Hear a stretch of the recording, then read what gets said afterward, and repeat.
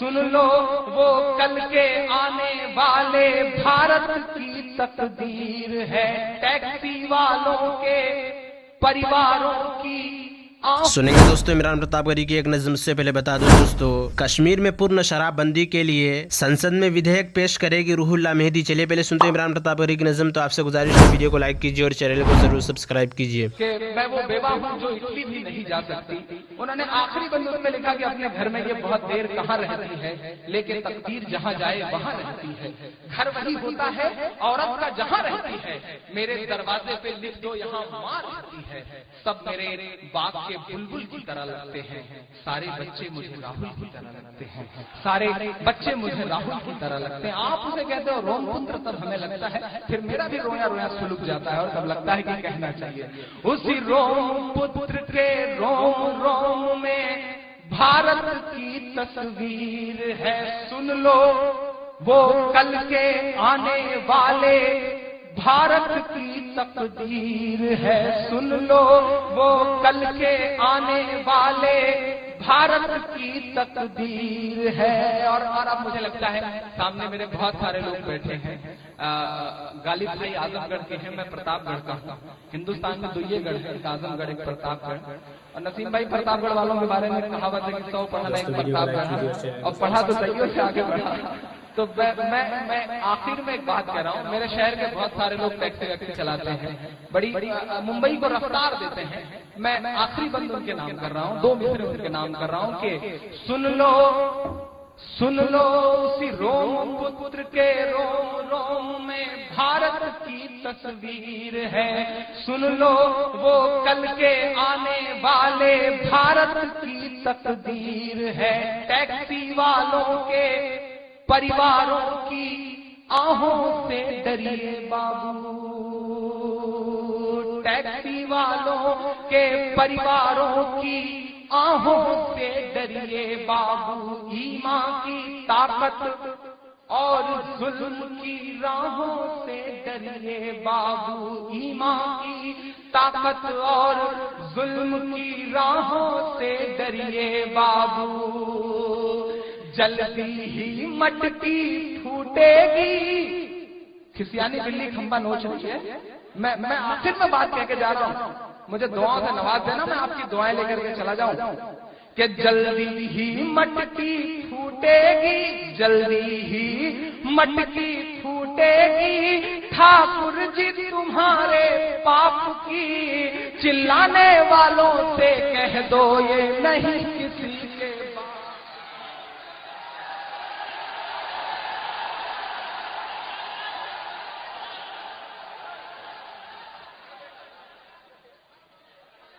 اور پڑھنا ہے کیا؟ وہ پیچھے کے لوگ پتہ نہیں قسم کھا کے آئے ہیں کہ نہیں بجا۔ دوستو عمران پرتاپ گڑھی کی نظم سننے کے بعد آپ اپنی رائے میں کیا کہنا چاہتے ہیں وہ نیچے کمنٹ باکس میں ضرور بتائیں۔ حضرت ابو ہریرہ رضی اللہ عنہ روایت کرتے ہیں کہ رسول اللہ صلی اللہ علیہ وسلم نے ارشاد فرمایا، جس نے میری اطاعت کی اس نے اللہ تعالیٰ کی اطاعت کی، اور جس نے میری نافرمانی کی اس نے اللہ تعالیٰ کی نافرمانی کی، اور جس نے مسلمانوں کے امیر کی اطاعت کی اس نے میری اطاعت کی، اور جس نے مسلمانوں کے امیر کی نافرمانی کی اس نے میری نافرمانی کی۔ حضرت ابو ہریرہ روایت کرتے ہیں کہ رسول اللہ صلی اللہ علیہ وسلم نے ارشاد فرمایا، اللہ تعالیٰ تمہاری 3 چیزوں کو پسند فرماتے ہیں اور 3 چیزوں کو ناپسند فرماتے ہیں۔ تمہاری اس بات کو پسند فرماتے ہیں کہ تم اللہ تعالیٰ کی عبادت کرو، ان کے ساتھ کسی کو شریک نہ ٹھہراؤ، اور سب مل کر اللہ تعالیٰ کی رسی کو مضبوطی سے پکڑے رہو، الگ الگ ہو کر بکھڑے نہ جاؤ، اور جنہیں اللہ تعالیٰ نے تمہاری ذمہ دار بنایا ہے ان کے لیے خلوص و وفاداری اور خیرخواہی رکھو، اور تمہاری ان باتوں کو ناپسند فرماتے ہیں کہ تم فضول بحث و مباحثہ کرو، مال ضائع کرو اور زیادہ سوالات کرو۔ حضرت عبداللہ بن مسعود روایت کرتے ہیں کہ رسول اللہ صلی اللہ علیہ وسلم نے ارشاد فرمایا، تمہارے کچھ امیر ایسے ہوں گے جو فساد اور بگاڑ کریں گے، لیکن اللہ تعالیٰ ان کے ذریعہ جو اصلاح فرمائیں گے وہ اصلاح ان کے بگاڑ سے زیادہ ہوگی۔ لہٰذا ان امیروں میں سے جو امیر اللہ تعالیٰ کی فرما برداری والے کام کرے گا تو اس کو اجر ملے گا، اور اس پر تمہارے لیے شکر کرنا ضروری ہوگا۔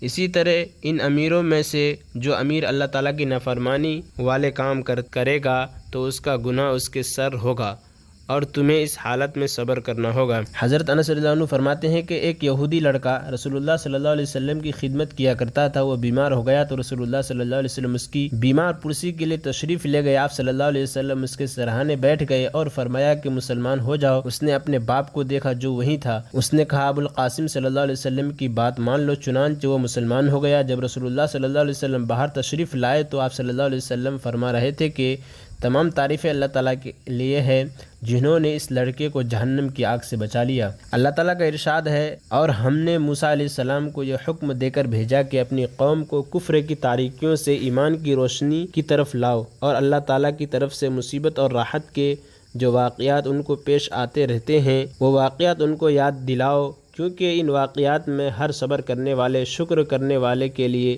بڑی نشانیاں ہیں۔ حضرت ابو سعید بن ابی فضالہ انصاری رضی اللہ عنہ فرماتے ہیں کہ میں نے رسول اللہ صلی اللہ علیہ وسلم کو ارشاد فرماتے ہوئے سنا، جب اللہ تعالیٰ قیامت کے دن جس کے آنے میں کوئی شک نہیں ہے، جب لوگوں کو جمع فرمائیں گے تو ایک پکارنے والا پکارے گا، جس شخص نے اپنے کسی ایسے عمل میں جو اس نے اللہ تعالیٰ کے لیے کیا تھا کسی اور کو بھی شریک کیا تھا، وہ اس کا ثواب اسی دوسرے سے جا کر مانگ لے، کیونکہ اللہ تعالیٰ شرکت میں سے شرکا سے زیادہ بے نیاز ہے۔ فائدہ اللہ تعالیٰ شرکت میں سب شرکا سے زیادہ بے نیاز ہے۔ اس کا مطلب یہ ہے کہ جس طرح اور شرکا کا اپنے ساتھ کسی کی شرکت قبول کر لیتے ہیں، اللہ تعالیٰ اس طرح ہرگز کسی کی شرکت گوارا نہیں کرتے۔ حضرت عبداللہ بن عمر رضی اللہ عنہما روایت کرتے ہیں کہ رسول اللہ صلی اللہ علیہ وسلم نے ارشاد فرمایا، جس شخص نے علم اللہ تعالیٰ کی رضا کے لیے کے علاوہ کسی اور مقصد مثلا عزت، شہرت، مال وغیرہ حاصل کرنے کے لیے سیکھا تو وہ اپنا ٹھکانہ جہنم میں بنا لے۔